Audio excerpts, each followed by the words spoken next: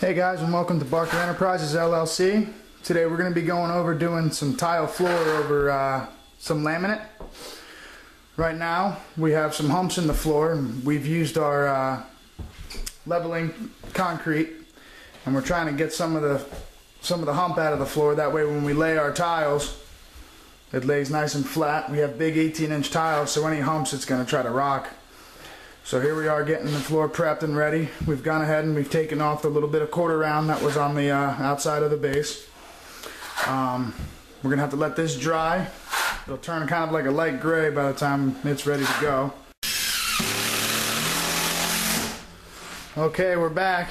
We're getting the concrete board down underneath the tile we're laying here in the kitchen. That's what Butchie's laying down right now. As you can see over here, our floor is just about dry. This level cure we used takes about 15 hours to dry and cure before you can lay over. So keep that in mind when you're using this. We're going to go ahead and go through, and we're going to lay down this concrete board throughout the entire kitchen and in the entryway, and that's what's going to be underneath.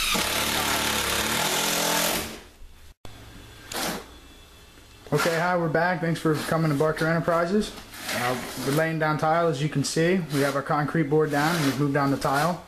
Right now, we're just making sure we butter the surface of the floor as well as onto the tile.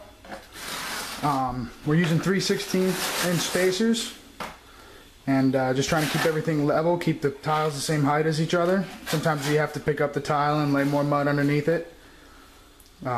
We have our cuts, as you can see, against the wall. You have to make sure you have to cut out for your utilities. This is, for instance, right here is behind the refrigerator and the stove. So you have to make your notches. Okay, we're going to show you how we actually place a tile in and onto the surface. Okay. As you can see, this one's really low in the corner right here, so I'm going to have to pull that one back up. We're going to build the bottom surface up with more mud and level that off. Okay, so we've had to pull our tile up to add a little bit more mud underneath it. As you can see, we're going to lay it back down, and hopefully this will be right. Now you may have to do this a few times. It can get frustrating, but just take your time with it. Keep everything flat and level as you can, running with the other tiles, and you'll be fine. As you can see there at the bottom of the screen, we have a sponge always around these. So make sure you keep yourself a sponge and a bucket of water around. Keep those edges clean. It'll be a lot easier when it comes to grout later. You won't have to come back out and scrape out any of that hard mastic. It'll be nice and clean. You can just go ahead and move on to grouting.